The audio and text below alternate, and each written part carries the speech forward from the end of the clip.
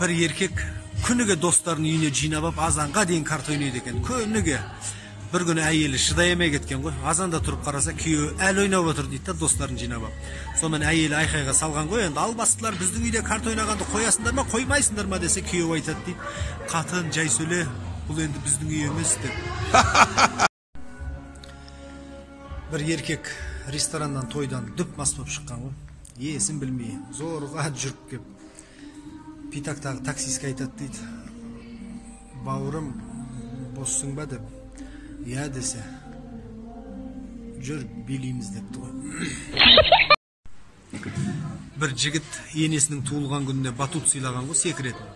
Сөйтіп енесінің үйіне барып, залтамға әдемлеп құрып берді. Мама, секіріңіз, батут деген денсаулыққа өте пайдалы деп. Батуты күшті екен, секірген кезде 5 метр биіктікке ұшырады екен. Залтамның патологының биіктігі 2 метр. Bir көкеміз машинасын басып айдап келетса, қарама-қарсы бір машина өтіп барады. Терезесінен бір әйел басын шығарып, көкемізге ешек деп кетіпті. Көкеміз терезесінен басын шығарып, сен сайқал дей бергенде, жолда тұрған ешекті басып кеткен ғой. Сөйтсе ана әйел, жолда ешек тұр, байқа деп айтайын. Bir ужас оқиға айтып берейін.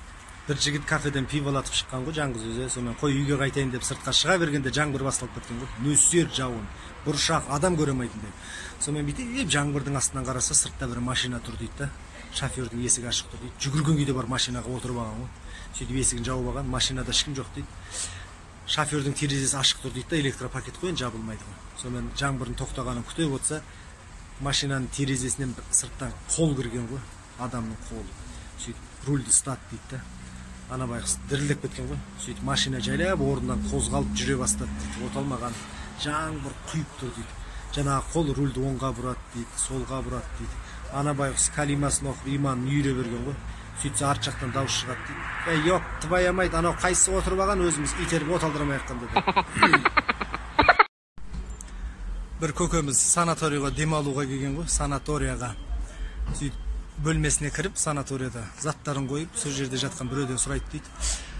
Санаторияға демалуға келдік, қалай? Тамақ беру жағы жақсы ма деп. Сөйтіп ана кісі айтады дейді. Нан берсең айтамын деп. Қазір жастар емес, үлкендерде ажыраса беретін болды ғой. Мода болып кетті ғой.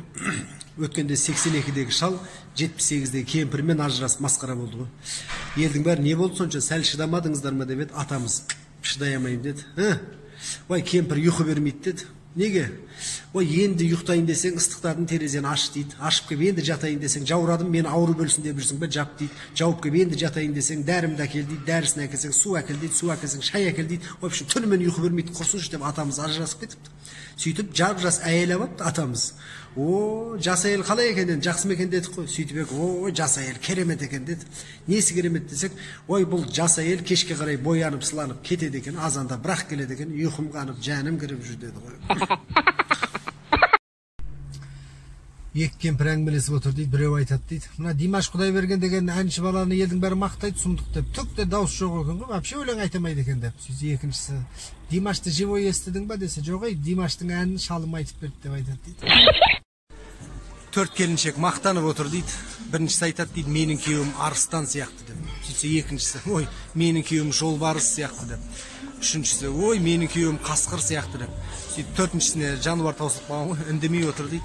Әй, сен неғып мақтанбай отырсың десе айтады. Ой, менікі де сол, сендердікі сияқты бір айуанда деп. Bir ағамыз остановкада автобус күтіп тұрса, артынан жайлап ұры кеп қалтасына қолын салып жатыр дейді.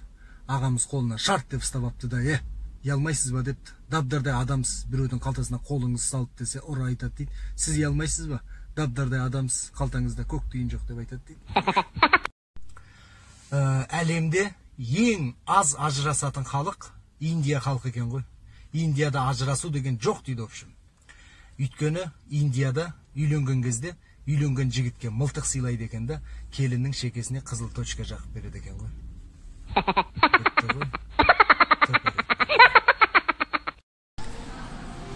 Күйеуі мен әйелі Турцияға демалуға келген ғой. Сөйтіп гостиницаға келіп номер алып, күйеуі айтады дейді әйеліне, қатын сен номерге бара бер, мен пляжды бір айналып келейінші деп. Пляжды бір айналып номерге қайтып келсе, төсекте бір түрік жігіт жатыр дейді. Симпатичный, здоровый, бір әдемі түрік жігіт жатыр дейді. Ваннадан әйелі шығып келе жатыр дейді, албастай бұл фигура жалпиып кеткен, шаш жалбырап, бетін әжім басып әйелі шығып келе жатыр дейді. Күйеуі қарап тұрып, қапына түріктен ұят болды депті ғой. Бір еркек тойда құдашасын енді биге шақырса музыка өшіп қалады дейді. Қайттан отырады дейді. Қайттан құдашасын шақыра бергенде музыка өшіп қалады дейді. В общем, құдашасын шақырған сайын музыка өше береді дейді, билетпей.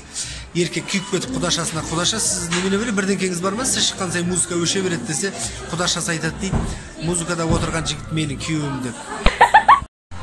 Бір гаишник машинесімен көшеде келе жатса, қасынан Land Cruiser джип 140-пен өткен ғой. Гаидің машинесін айналдырып жіберген ғой. Сөйтіп гаи артынан қуып жетіп тоқтатып алыпты. Сөйтіп терезесіне кетті. Терезе қап-қараңғы, тонировка дейді, адам көрінбейді. Сонымен тоқылдатыпты. Сөйтсе терезе мынандай ғана ашылады дейді.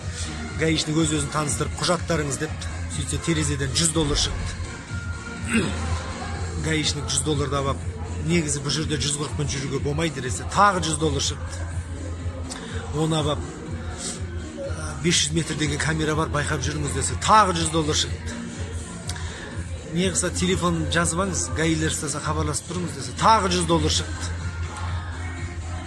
Бала шағаңыздың қызығын көріңіз, немере шөбере сүйіңіз десе, тағы $100 шықты. Сөйтсе гаишник. Айы отыр партада, екі қолы қалтада деді. Бір еркек достарына, бүгін әйелімді ұрам депті. Сөйтіп үйіне кепті. Бірақ достарының әйелдері звондап айтып қойған ғой әйеліне, бүгін сені байың ұрайын деп отыр, повод бермеді. Күйеуі үйге келсе әйелі повод бермейді дейді. Шай десе шайын, тамақ десе тамағын, арақ десе арағын, дастарханды гүл қылып, закускасымен дайындап отыр дейді.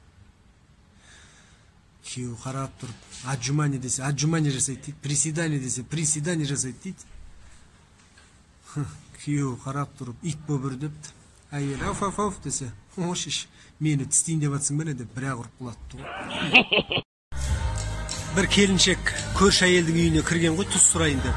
Ол көрші әйел бойдақ екен, не бала шағасы жоқ, не күйеуі жоқ, жалғыз тұрады екен. Үйіне кіріп қалса, сол үйдің ваннасында мынаның күйеуі душқа түсіп шомылып жатыр дейді. Әйел айқайға салған ғой. Сөйтсе күйеуі айтады дейді, тоқташ қатын, түсіндірейші, тоқташ деп. Әйел давай түсіндір десе, күйеуі айтады дейді.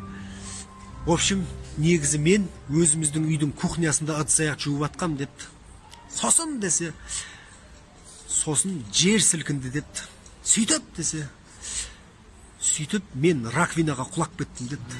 Сосын десе, сосын раквинаның тесігі мені өзіне сорып алды да, осы үйдің ваннасынан бірақ шығарды деді ғой. Байқұс еркек, қатындар сендер оңбайсыңдар. Бір ішіп алған мас автобусға мінген ғой. Сөйтіп автобус есігін жауып жүріп кетіпті. Сөйтсе мас отырған халықтың мазасын алады дейді да. Ағайындар, чё там, бірдеңке бар ма? Құймайсыңдар ма? Деп. Сөйтсе ешкім үндемейді дейді. Ешкім жақтырмайды дейді. Мас та қоймайды дейді. Ағайындар, чё там, жоқ па не? Бірдеңке чё? Бауырым деп. Сөйтсе ешкім үндемейді дейді. Мас қарап тұр. Автобуста ешкім жоқ ау деймін. Онда мен шаптырам деп тұр. Бір еркек туалетке кіріпті. Туалетке кіріп, енді отыра берсе, қасындағы стенадан дауыс шығады дейді. Ассалам алейкум деген. Уалейкум ассалам депті. Сөйтсе ар жақтан. Қалай жағдай депті. Нормально өзің депті. Сөйтсе ар жақтағы дауыс айтады дейді. Қазір досым мен саған қайтып звондай, мына жақта бір ешакмен сөйлесіп жатыр деп. Офицер солдаттарға айтады дейді. Картошка теруге қайсың барасыңдар деп. Сөйтсе екі солдат атып шығыпты.